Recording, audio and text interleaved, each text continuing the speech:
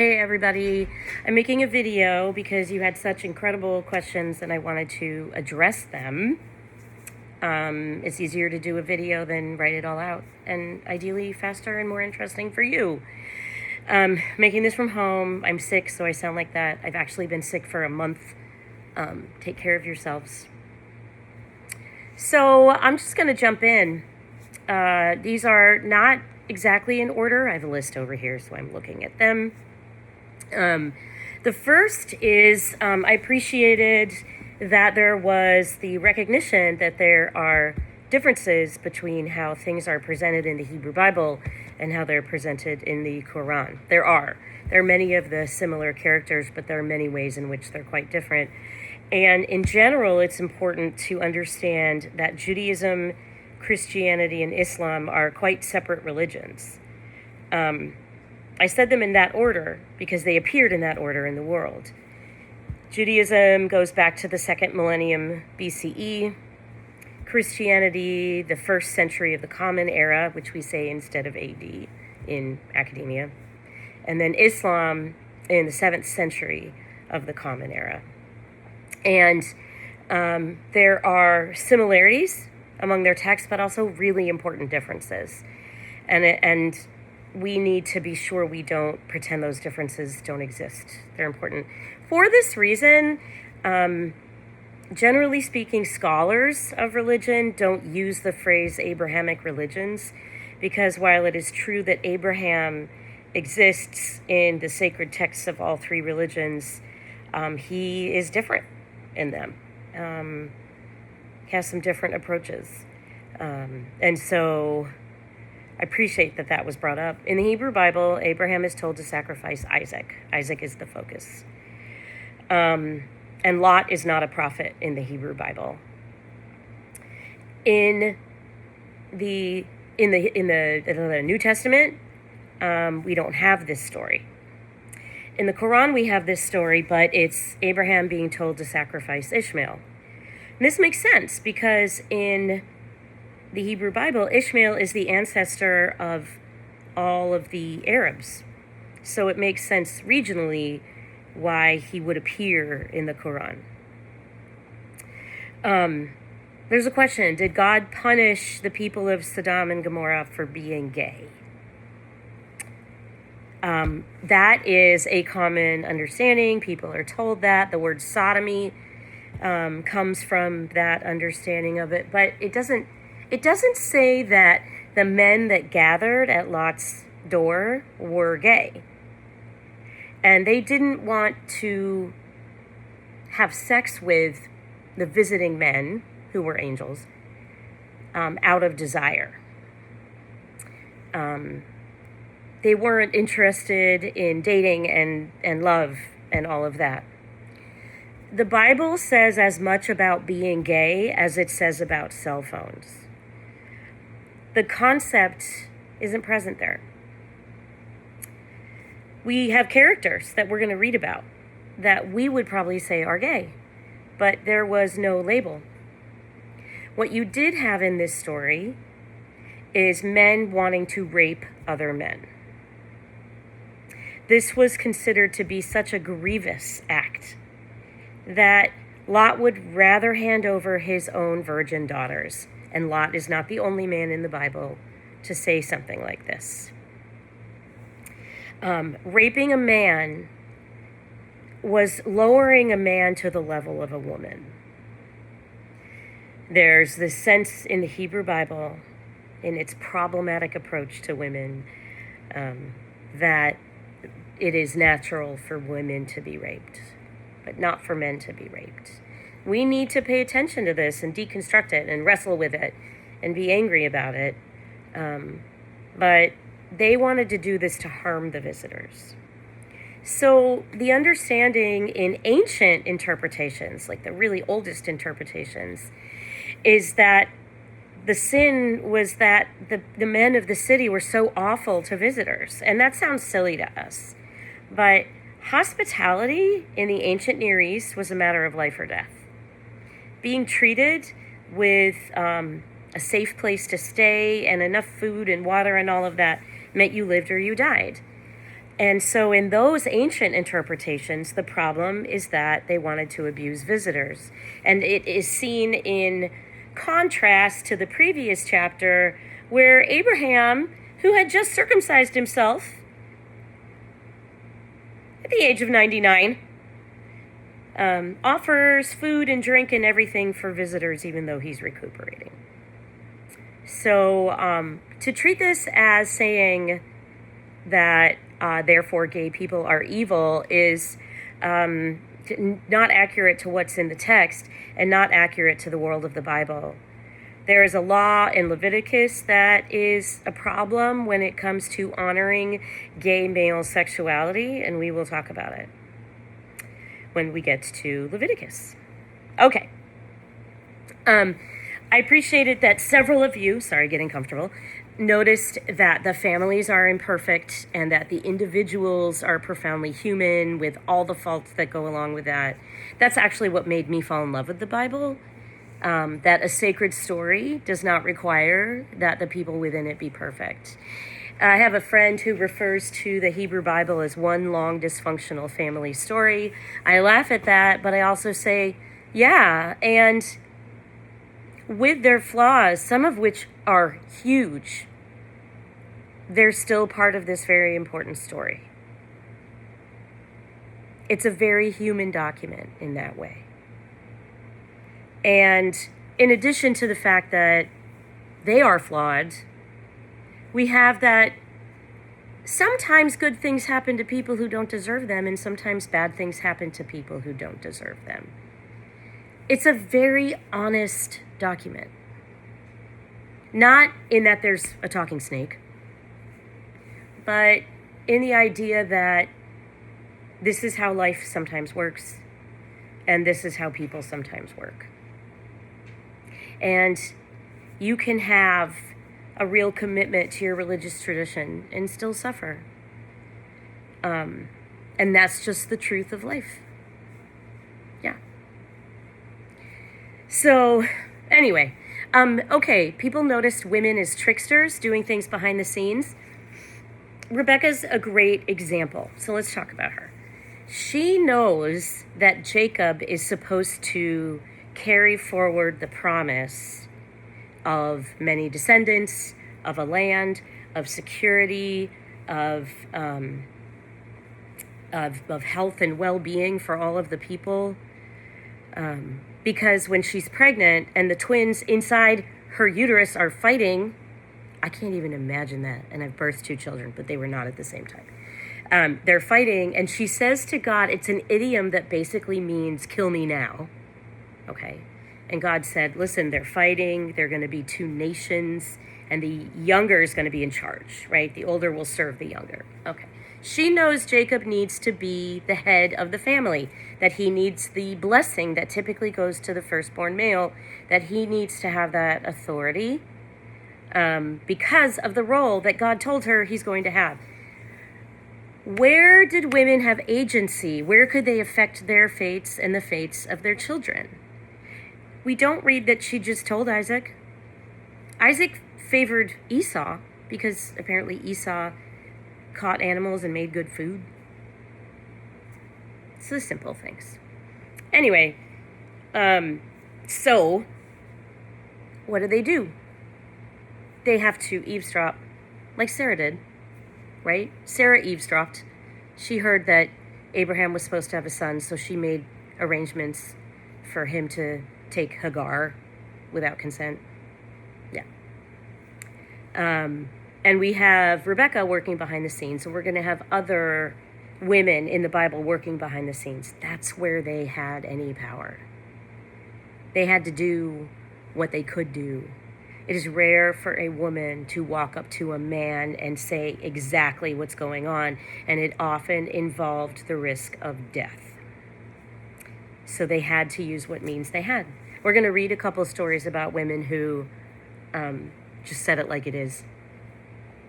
Okay. Genesis 22. So it says that God tested Abraham and that God said, take your son, your only son, the one you love, Isaac. Wait, hold on, interjection. I got to tell you, Abraham's entire relationship with God is Genesis 12 to 22. In Genesis 12, they speak for the first time. In Genesis 22, they speak for the last time. These chapters are an incredible short story about God saying to a person, pick yourself up and your whole family and go where I'm going to show you. And that person does, on complete faith and trust. And at the end, after making it happen that this man has resettled with his family and now has 2 sons, one of whom has been sent away, Ishmael, and one of whom, Isaac, required a good deal of intervention to bring about. That intervention included circumcision. We'll come back to that in a second. Why would Abraham say, oh, okay, and just get up in the morning and pack his stuff, grab Isaac and a servant, and head out on the road to go to a mountain and sacrifice Isaac? Notice he didn't tell Sarah.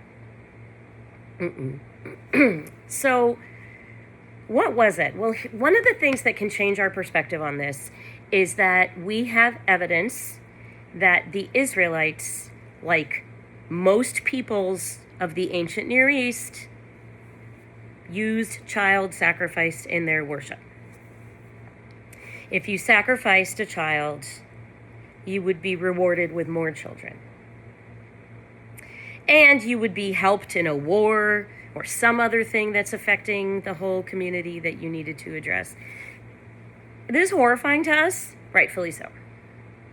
But like I said, it was not uncommon in the ancient Near East, and in the Bible, we even have texts where it appears to work. The Moabites, the king of Moab, sacrifices his son, and it allows the Moabites to win a war. We also know that in some biblical texts, it looks like the Israelites have decided that is not something you're going to do anymore. And therefore, the statement is made, God gave us laws that were not good, and do not sacrifice your children. So they went through a transition. These stories in Genesis are really old. These stories were oral stories before they were written down. That means they go back to maybe the 2nd millennium BCE, before the transition happened. And so maybe Abraham heard this and thought, oh, I guess it's time to sacrifice Isaac. Not that it would be easy, but expecting it in the calendar, thinking it would be coming. And so he went and did it. Or rather, didn't do it. God stopped him. Now, God rewarded him for his willingness to sacrifice Isaac. Let's be clear about this. The change would come later, that you should no longer do that for any reason. But in the Hebrew Bible, in a few places, it says, all firstborn males belong to me, God says. Firstborn male of your animals, firstborn, first harvested of your produce. And it even says firstborn human males. And then there's another text about redeeming them. The point is there's confusion in the text because of how the idea evolved. Another interpretation of Genesis 22 is that Abraham did not always just listen to what God said. I don't know if you noticed that. On the one hand, in Genesis 12, Abraham picks up all his stuff and moves his family to the land of Canaan.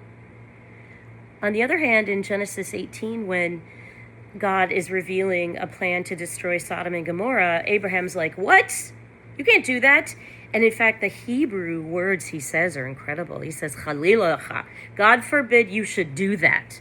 Shouldn't the judge of all the earth do justice? Whoa, okay. Abraham's willing to push back. So some people read Genesis 22 as a big game of chicken, meaning Abraham said, you want me to sacrifice Isaac? Okay. And the thing was to see who flinched first. The story builds up with such detail as they walk. Abraham and Isaac speak, and Isaac calls him my father, and Abraham calls Isaac my son. Oh, it's just getting you right in the heart. And whenever Isaac speaks to Abraham, Abraham says, Hineni. You might have just the word yes You might have here I am. Hineni is a profound word. It's a word people use when God calls them. It means here I am, all of me. I'm entirely present to you. Okay, so we are having this slow move up the mountain. They set up the altar. Isaac's carrying the wood. Side note, did Isaac know what was going to happen? Well, that might depend in part on how old you think Isaac is. Some of you might think a teenager. Some of you might think late elementary school. Based on what's going on in the Bible, Isaac could be anywhere from 4 to 37. Based on what happened immediately before and what happens immediately after. So here we have this reality that we don't know. We do know Isaac asks, where's the sacrifice? And there are all kinds of interpretations after the biblical period about whether or not he knew. But the fact is that when Abraham is ready to sacrifice him, Abraham's ready. He lifts the knife. An angel of the Lord calls out. Now, when an angel calls out in the Hebrew Bible, it represents God's presence. They don't have agency of their own. So it's a way for God to speak to people. We should talk about angels in the Hebrew Bible. They're nutty. Okay. And God says, Abraham, because Abraham's ready to do it. Oh, yeah. And he says, because you have not withheld your son from me, here are the blessings. All this time, God's been telling Abraham, you'll have many descendants, you'll have land, you'll have security, you'll have protection from your foes, all of that, okay? Then here, though, at one point God says, I'm going to give this to you. And then another point, which we'll get to in a second, I'm going to give this to you, and in return, you're going to circumcise all the males. Okay. Now God offers something that's completely unique in the Hebrew Bible. When you swear by something to a friend or whatever that you really mean it, do you ever say, I swear to God? Okay. Who does God swear to? Here at the end of Genesis 22, God says, by myself I swear. All of those blessings. It's the last time they speak. It's the last time they need to speak. It's also the last time Isaac and Abraham speak. Abraham goes to Beersheba. We don't know where Isaac goes. They never speak again. Isaac and Ishmael both go back to bury Abraham when he dies in Machpelah. So it's an amazing story, and it's very open to interpretation. I wanted to ask you to keep track of some things as you're reading about women. Okay. I want you to notice when they have names, when they speak, when they perform actions, any actions, walking, talking, whatever. And when we hear anything about their feelings and thoughts. Okay?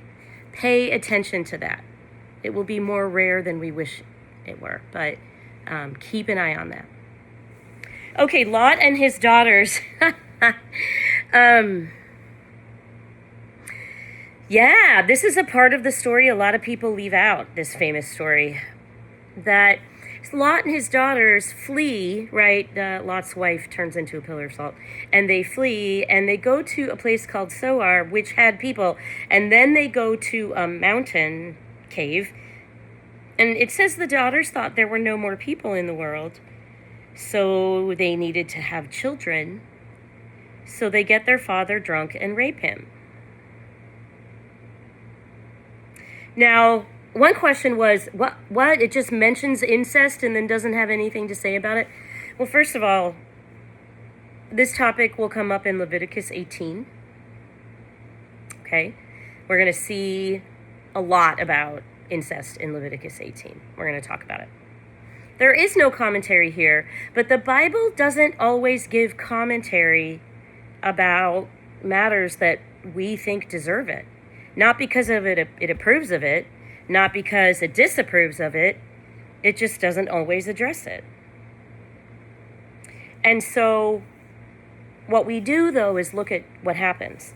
And the peoples that descend from the children born from this union between Lot's daughters and himself are enemies of Israel that you are never allowed into the community. They can't marry anyone in the community. They can't move into your land. The Ammonites and the Moabites are permanently forbidden. That is the one negative take we might find from it. But it is important to know the Bible will not comment on everything that we think it should. The Bible will not have an opinion about everything we think it should.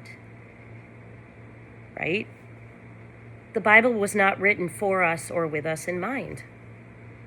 It's really old, in an archaic language.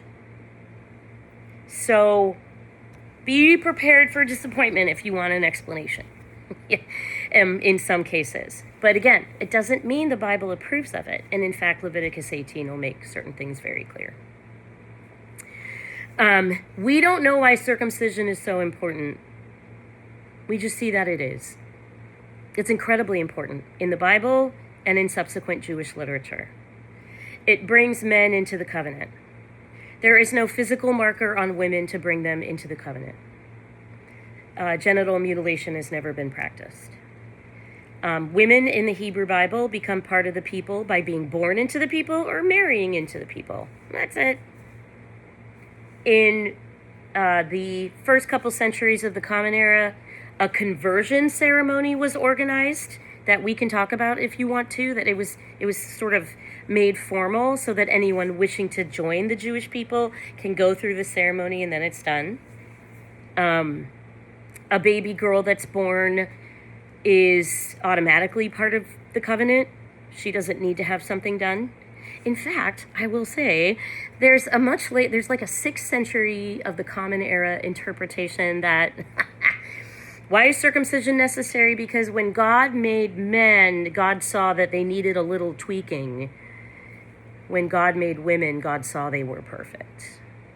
I laugh at that. I don't actually have much of an opinion about circumcision, so that's not meant to convey one.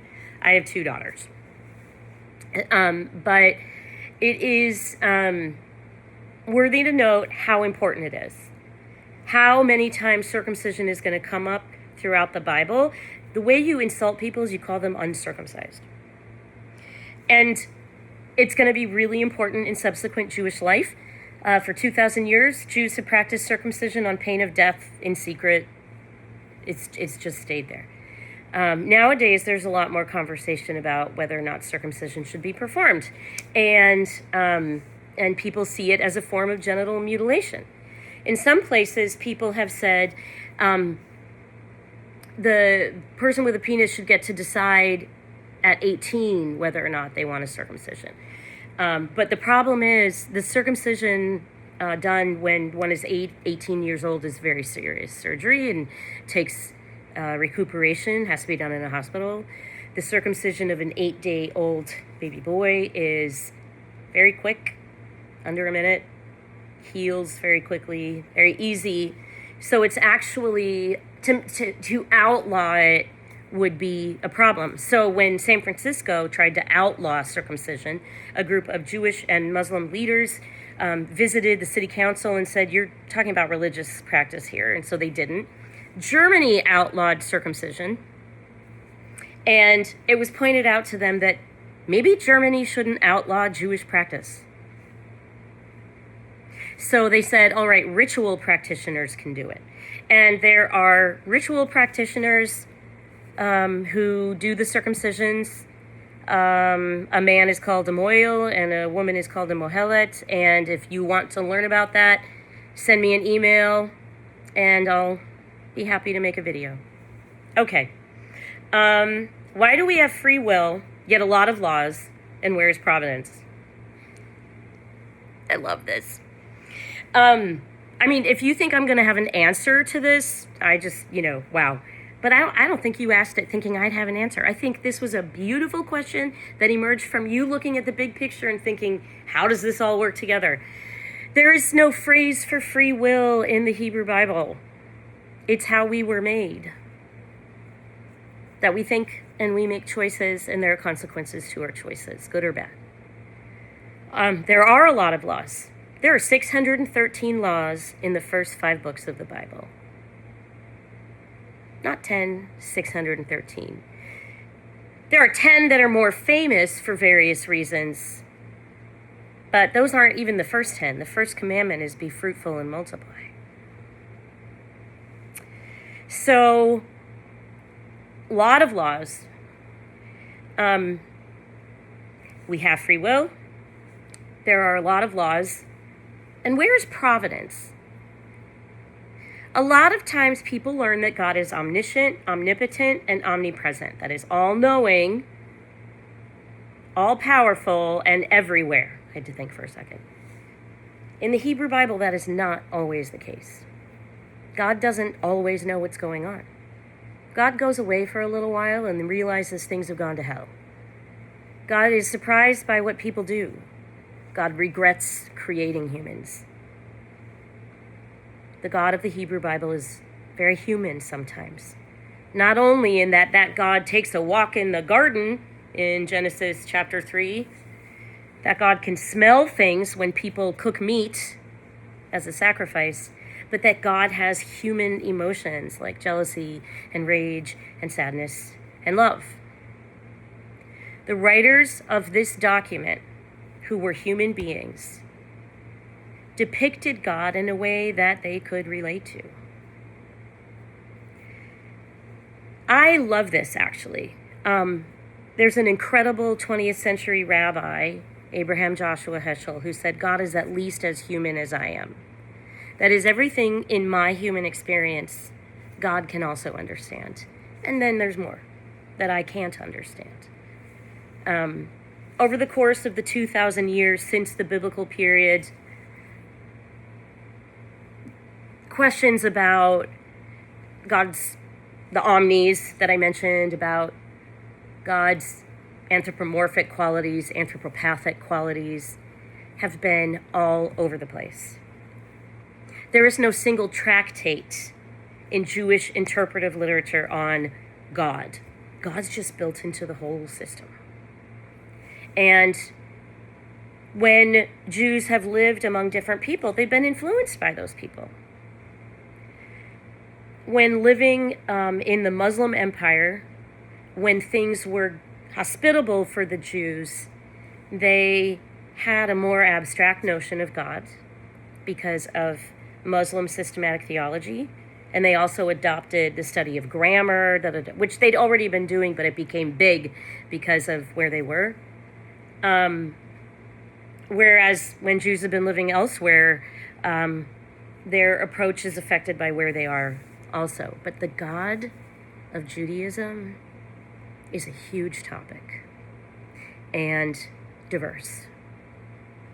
And there are about 15 million Jews in the world today, and there are 15 million views on God. So if you wanted to know the Jewish view of God, you'd have to ask all 15 million. There is a book called Why Jews Are Not Interested in, not a book, an article, Why Jews Are Not Interested in Biblical Theology. And what that's about is that Christian theologians would go through the Hebrew Bible, what they called the New Testament, or the Old Testament, and they would try to come up with the system. Who is God? These are the rules God follows. That's not how it works in the Hebrew Bible. And to do that, you have to deny some evidence. Sometimes people say the God of the Old Testament is so mean and jealous and angry and violent, and also loving and protective and comforting and all these other things. Sometimes Christian theologians render the Old Testament more negatively because of a 2,000-year-old problem Christianity has with Judaism. So we can talk about that too if you want to. Yeah. I will tell you this. The commandments are given without promise of post-life reward or punishment. Jewish biblical interpretation since the biblical period has had ideas about the afterlife and reward and punishment, but there's no single normative idea. I often have students ask me, then why follow the laws? If you do what you do because you want reward and to avoid punishment, you probably need to check your moral compass. I think the laws that don't hurt people are given because it's who we're supposed to be. I'm supposed to visit the sick, right? I'm supposed to make good choices about planting things and animal welfare. I'm supposed to be fair. I'm supposed to support my community. I'm supposed to take responsibility for my community. And Jews today, 2026, reject laws that hurt people unless, in orthodoxy, you're more likely to find homophobia, for example. But outside of that, laws about all of that are seen as not life-giving. So anyway, we can keep talking about that too. Oh, how I wish we were in a room together. You guys are like, no, we're glad. So there's a lot of rape in the Hebrew Bible. Consent is rare. I think it's really important for us to note that consent is rare, and therefore we can say there's a lot of rape. Let's call it that. There's one woman in the Hebrew Bible who consents to be somebody's wife, and that's Rebecca. Her family says, you want to go with this guy and marry his master? And she says, yes. In the book Song of Songs, which we are going to read, you have a beautiful, glorious, loving, intersubjective sexual relationship. So that's a nice example. Anyway, we will keep talking about that. All right, Tamar and Judah giving Tamar his oldest son, Er, who then dies. And then Tamar goes to the next brother, Onan, who doesn't want to get her pregnant, so he spills his seed on the ground, and so he dies. And then she's given to the third one, Shelah. Okay, what the fuck is going on there? I just swore. Is that okay? Anyway, forgive me. What's going on there? Okay, so we have something called levirate marriage. It is in the book of Leviticus, so you read a story about it before you read the law about it, which is interesting. And in that law, if a man and a woman are married and the man dies before they have children, she is married to his brother or nearest male kin, if he doesn't have a brother. And the first child born of that union will be the child of the deceased. Okay, so Er and Tamar were married. Er dies. Tamar is married to his brother, Onan. If they had a child, and that child was a son, that son would be known as the son of Er. Why does this matter? Status and family, who's going to be in charge when the patriarch dies, and inheritance, though largely so a name is not lost in Israel. Hebrew names in the Bible, and then now, still today, are first name, child of, parents' names. Okay, so that name would go down forever. And Onan didn't want that because it would mean that that child, the son of Er, would take the inheritance away from Onan's other children. All right. Levirate marriage is strange. We're going to come across it again in the book of Ruth. A levir is a redeemer. It is a person who is going to fix the problem of the husband having died before children. And anyway, we'll come across it again. And now I wanted to mention, I appreciated the thought about covenant. The word for covenant is brit, and that's just what it means, covenant. And it's a two-way thing. You know, each party is responsible for something. It's a mutual commitment. It's intimate. You know, it's not just a business arrangement.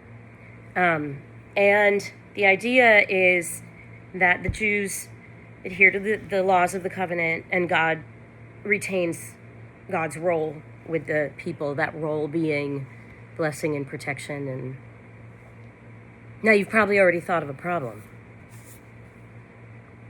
which is that events in history have indicated otherwise. The Holocaust. 6 million Jews, 2/3 of European Jews, killed in horrific ways and burnt to ash. There are Jews who say the covenant was broken in the Holocaust. Yet they still live as Jews and they still live Jewish lives. I hope that gives you a sense of how complex this is. They still adhere to laws of the covenant. The covenant itself becomes something to hold to, not just the beliefs behind it. It allows for anger.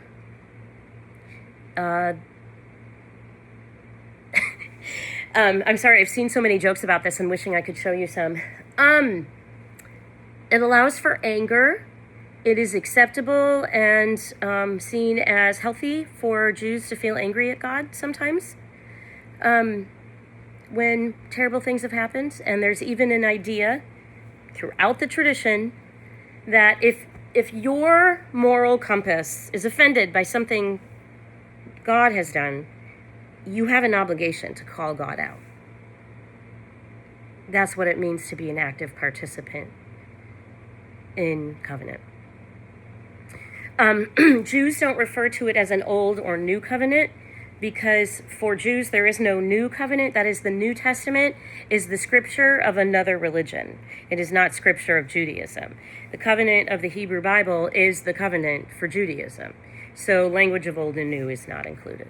All right, this has been long. I've said a few unhinged things and used one bad word.